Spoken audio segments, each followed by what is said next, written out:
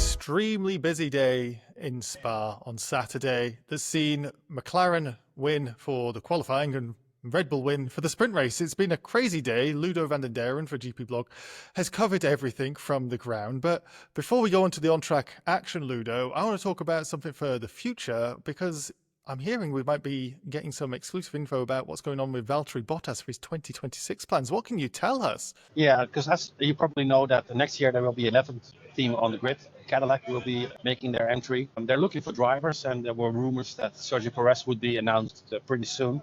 But we've got confirmed from in the paddock and people who really know that Valtteri is close to signing an agreement. All the terms are agreed. Of course, he still has to sign the contract. Valtteri Bottas will be the first driver driving for the Cadillac team. That's also something interesting for Mercedes, because at the moment he's the third driver, a reserve driver and a test driver. But why does Cadillac want him now? Cadillac would like to have a driver that can help them develop the car for 26 in a simulator and with TPC tests from, that's very funny, old Ferrari. So now the question is, what will Mercedes do? Will they let him go, or will they make an agreement that he's doing the Ferrari driving and simulator driving for Cadillac, and perhaps being a substitute here? So something interesting for the next few weeks. Probably after Hungary, the Grand Prix next week, it will be announced. It's exciting times. I love having another team on the grid. It's been so long. We've had 10 teams, and I do miss the days we had a few more. We'll obviously have so much time to talk about that, not during the Grand Prix weekend, because you, of course, are there for, well, a sprint race and qualifying for the Grand Prix today. And it was a day of two halves, I suppose, for McLaren and Red Bull. Let's talk about qualifying, the more recent activity that Lando Norris somewhat defied expectations, certainly mine, with how Piastri has dominated his single lap performances. And he stormed to pole position. It's an all McLaren front row. Norris, the one having the upper hand. Did you expect this? No, and I think that nobody did, because what we saw yesterday was almost a perfect lap from Oscar Piastri for the sprint qualifying. A big gap to Lando. But Lando today was much better, was in a much better place. And let's be honest, Oscar was not that good as he was yesterday. We just spoke to Andrea Stella, the team boss from McLaren. He said the lap from today was not as good as the pole lap from yesterday. So, yeah, I think that made the difference. Piastri was not as good as he was yesterday, and Lando did a little bit better. And that makes a difference today. On the other hand, the McLarens are still the number one and the number two car on the grid tomorrow, with a huge difference to the rest. Anything else from that Stella press conference? I know he's always trying to play down their chances, but I think he got to the point now that he has to accept the title fight is between those two. He obviously would have seen the difference between sprint and then qualifying, some minor setup changes I heard on the television. Did he say anything more? No, you know, Stella doesn't talk about the championship. He always goes from session to session. And even with the dominance today and the dominance from yesterday in the quali for the sprint, he's thinking that perhaps tomorrow Ferrari could be a competitor.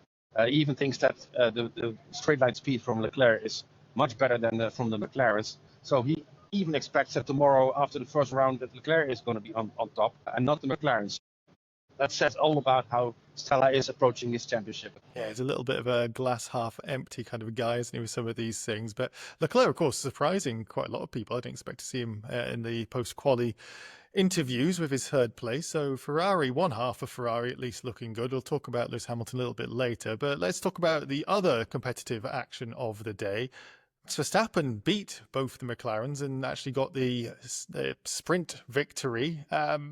I don't know if it's unexpected. He did seem to have some speed yesterday, but it seemed to be the perfect lap one for him. That sector one was just timed to perfection. He seemed to be teeing up that move on Oscar, and then was unable to be caught afterwards. The McLaren's looking a little bit egg on face. Let's talk through it. What did you say to Max, and how did he react to his latest victory? Well, Max knew there was one opportunity to pass Piastri at the start, and he did. He had a great slipstream up the hill here with Lyon, and afterwards it was just the battery and making sure that Oscar couldn't pass him and couldn't get a slipstream. Piastri said afterwards he was a little bit surprised about how fast the Red Bull was, and there was no match today in the race. So it's going to be interesting tomorrow if Max can do the same thing, because in quali Max was not a party at the moment, so he's only fourth. And what a difference. An hour makes. Isn't it just? But another difference that's at Red Bull, and putting you on the spot a little bit here, Ludo, apologies, but Lauren Mekies is there now, and Yuki Tsunoda seemed to have one of his best performances in Red Bull colours so far. He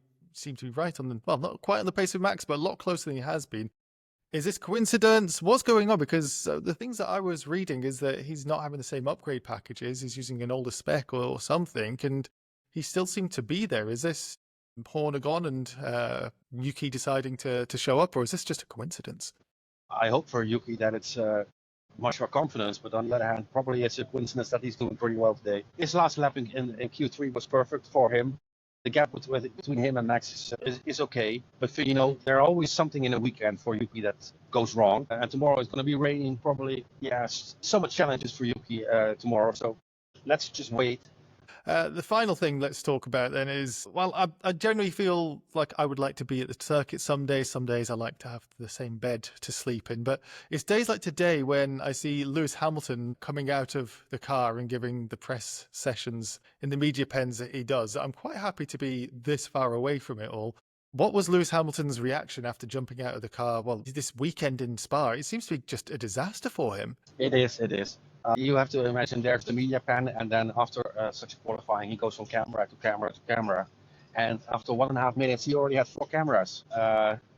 He said 1 or 2 words, and also with the written media, I think it was 1.5 minutes that he talked, and this was yes, no. It just doesn't work for him with this Ferrari. I was talking to Alexander Woods, a driver, and he thinks the problem with this car is new suspension. Ferrari introduced a new suspension for this weekend, and it just doesn't fit Lewis. You saw yesterday that mistake at the end of his quali lap. Today, it doesn't work for him. So Woods said, for the God's sake of Lewis Hamilton, skip that suspension, go back to the old spec, and probably Lewis will be a little bit better, although he's still not smashing Charles. That was a key thing, wasn't it? That deleted lap was still looking like he was far off Charles, and Charles getting P3. It's just a complete reversal of Silverstone, and who knows what's going to happen from the rest of this weekend. But like you said, rain tomorrow, Ludo, and we'll be tuning in with you and catching up with the post session. I don't know if you'll be outside then, because the forecast looks like it's going to be a very, very rainy day at the Spa-Francorchamps again. Anyway, Ludo, thank you for everything so far, and thank you everybody else for watching.